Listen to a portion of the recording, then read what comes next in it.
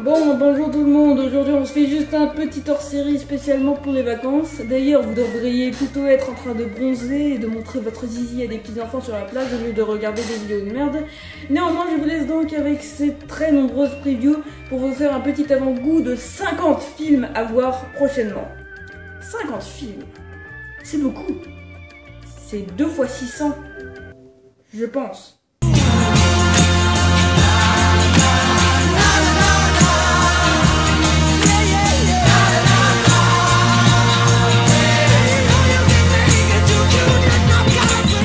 The Amazing Spider-Man 2, la suite du reboot que je suis le seul à avoir apprécié. The Amazing Spider-Man 2 sortira en avril 2014 et s'est affiché avec un trailer annonçant le méchant joué par Jamie Foxx.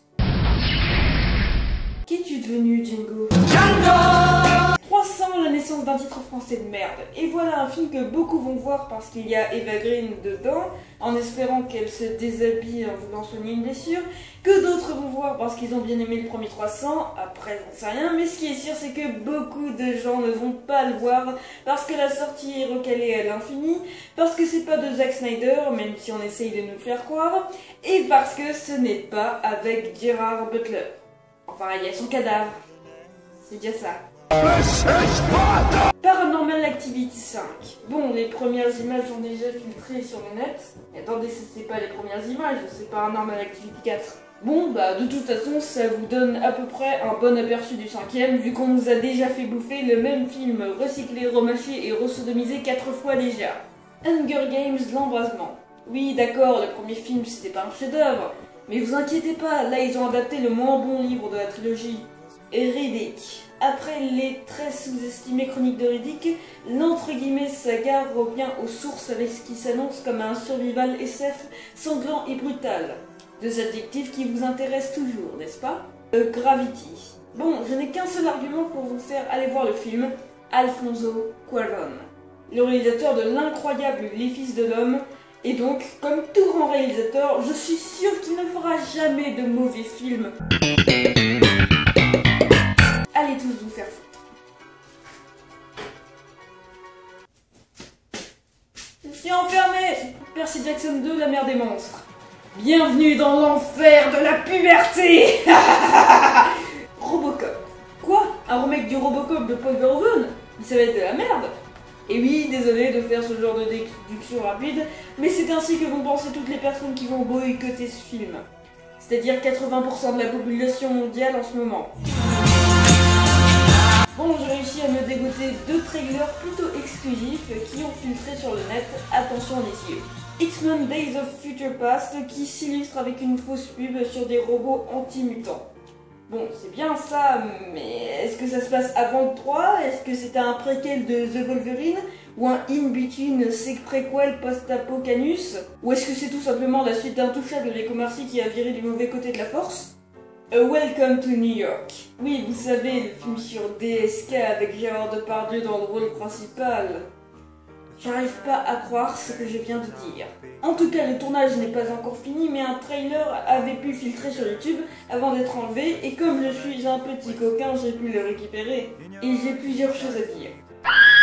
Mais qu'est-ce qu'ils font là, maman? Excusez ma tenue, vous m'avez surpris, je sors juste de ma douche. Gérard Depardieu n'a pas demandé de salaire pour le film. En même temps, moi, si j'étais payé pour tripoter des femmes, je pense que je finirais un peu trop souvent sur YouPorn.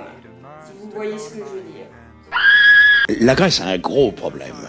Un énorme problème, très long et très dur. Monsieur Strauss-Kahn. Et enfin, je tiens à dire que, contrairement au film, je ne suis pas sur le cul. Ce long problème a juste en dessous 2 énormes sphères. Oui, quelqu'un qui parle très mal anglais. Pour étouffer la crise grecque, il faut introduire de manière violente du liquide. Mais ça va pas, non? Bah si, là faut arroser abondamment, faut en mettre partout. Le Hobbit, la désolation de Smaug, le nouvel épisode de la nouvelle trilogie du nouveau Peter Jackson s'est illustré il y a pas mal de temps avec un trailer pas farouche qui semble faire paraître le film encore plus toc que le premier, mais qui avait le mérite d'enfin nous montrer le dragon. Et ça ressemble à rien. Sérieusement, le cerf-volant dans le premier film avait l'air plus réaliste que ça. Metallica Screw the Never. Bon, qu'est-ce que c'est que ce truc? C'est un concert de Metallica, un film fantastique ou les deux? Vous savez, moi aussi je pourrais faire un film à petit budget tout en alternant avec un concert de Justin Timberlake. Ça n'en fait pas un chef-d'œuvre. Mais wait and see, apparemment le film c'est un ovni génial. Jobs. Après nous avoir fait la publicité de Google avec les stagiaires, Hollywood nous vend cette biographie du créateur d'Apple, Steve Jobs, avec Ashton Kutcher dans le rôle titre. Oui, mettre des lunettes et avoir une barbe ne fait pas de toi Steve Jobs. Juste pour dire. La stratégie Under. Oui, vous connaissez ces films qui ont l'air de direct ou DVD, mais qui vont sortir au cinéma parce qu'il y a Harrison Ford dedans, on ne sait trop pourquoi, mais qui n'ont pas l'air super intéressants, qui n'ont pas l'air super palpitants, et que vous n'irez sûrement pas voir. La stratégie Under en fait partie. Et en plus, c'est du mec qui a fait X-Men Origins Wolverine. Ouh! Oggy et les cafards, le film. Bon, c'était sympa pour abrutir vos enfants sur Gulli, mais sérieusement, ça pendant 1h20. Dragon 2. Bon, allez, on va continuer dans les films d'animation avec cette suite. Le premier était superbe, celui-là a déjà l'air toujours aussi beau visuellement, mais bon, on ne sait toujours rien du scénario, donc on peut toujours s'attendre au pire. Tempête de boulettes géantes 2, l'île Miam Miam. J'ai pitié pour ce film, rien qu'en disant le titre. Le premier était pas mal pourtant, mais félicitez encore une fois la promotion des films pour enfants en France, comme ça vous aurez toujours l'impression de regarder des films pour attarder.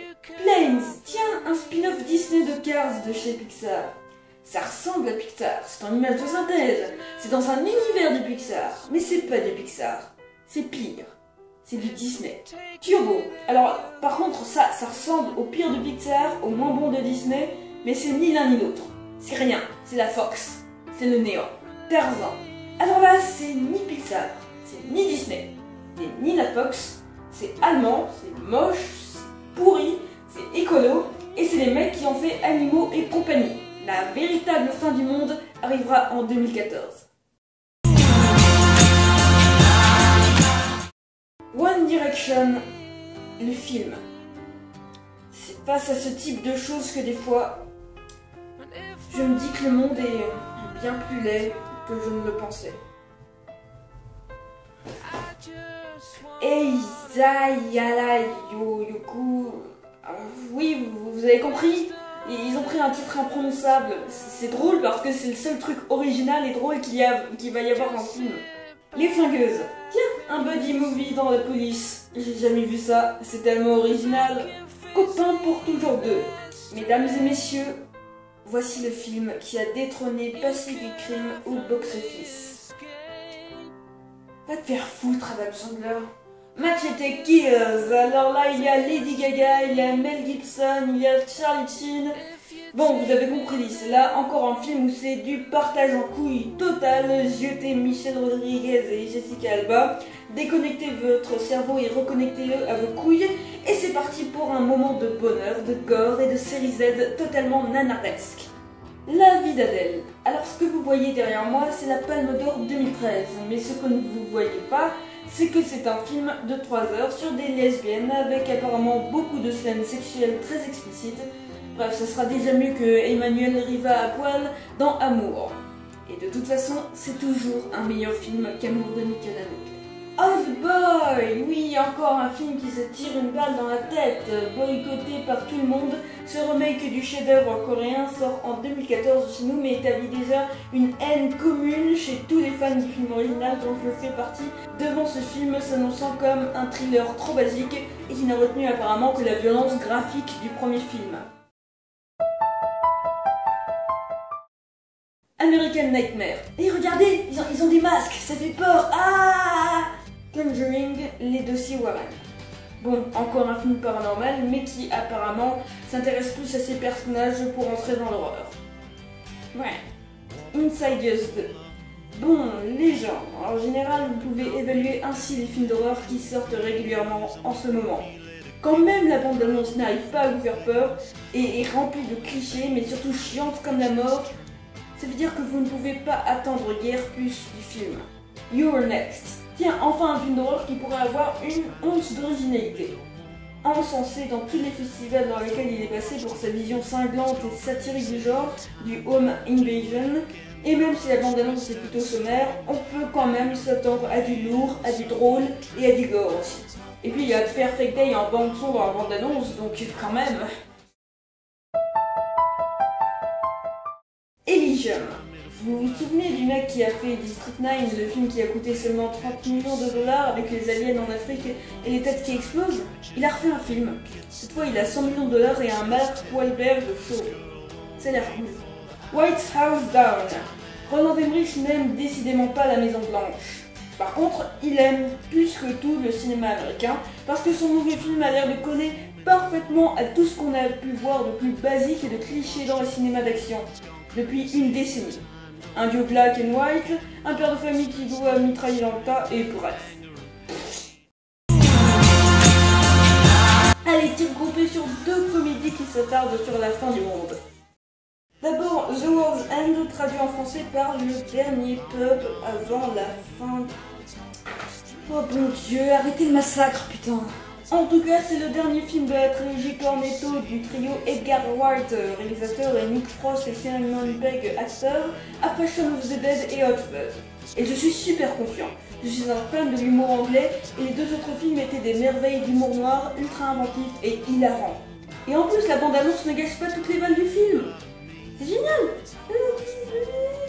Après le film anglais cinglant, le film américain lourd avec This is the End, traduit en français par C'est la fin. Les mecs qui trouvent ces titres français devraient être pendus par les couilles. Bref, c'est à peu près une comédie américaine basique avec des gags en dessous de la ceinture et écrit avec beaucoup d'alcool. J'accroche pas.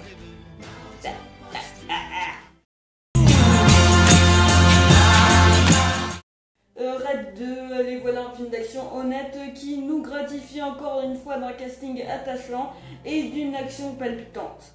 Comme Expendables 2. Et c'était de la merde. Juste comme ça.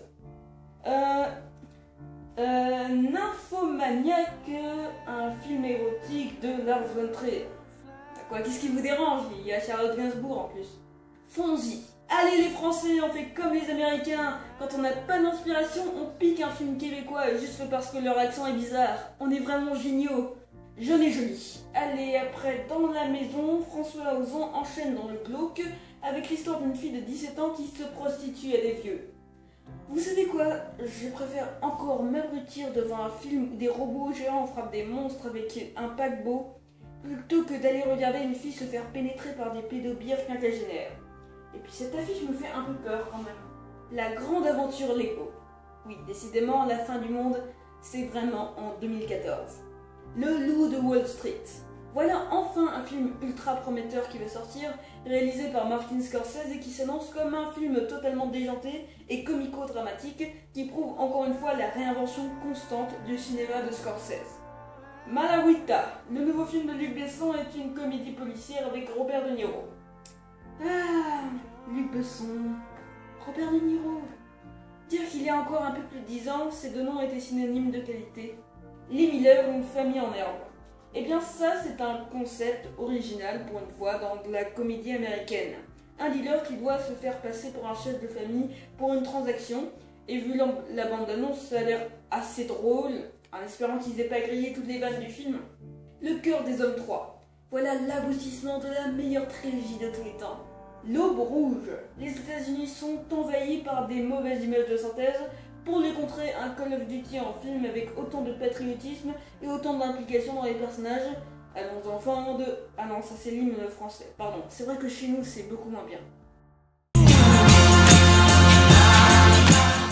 Lone Ranger, naissance d'un autre titre français de merde, le nouveau film du réalisateur des 3 premiers Pirates des Caraïbes, qui accouche donc d'un long métrage ultra risqué mélangeant western et blockbuster, qui a plutôt avorté puisqu'il fait un flop en ce moment et qu'il récolte plein de critiques négatives.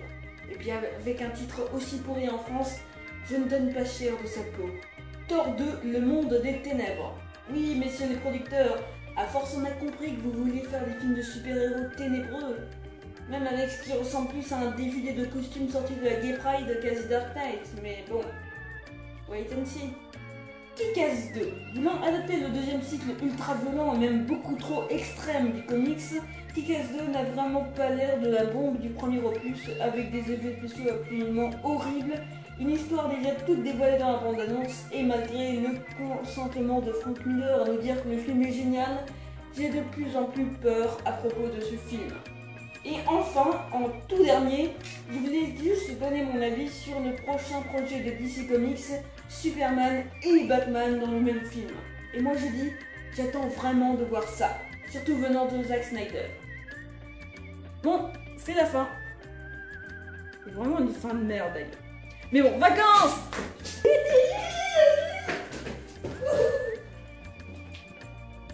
C'est pas par là. Brazil, where hearts were entertaining June. We stood beneath an amber moon and softly murmured, someday soon. We kissed and clung together then.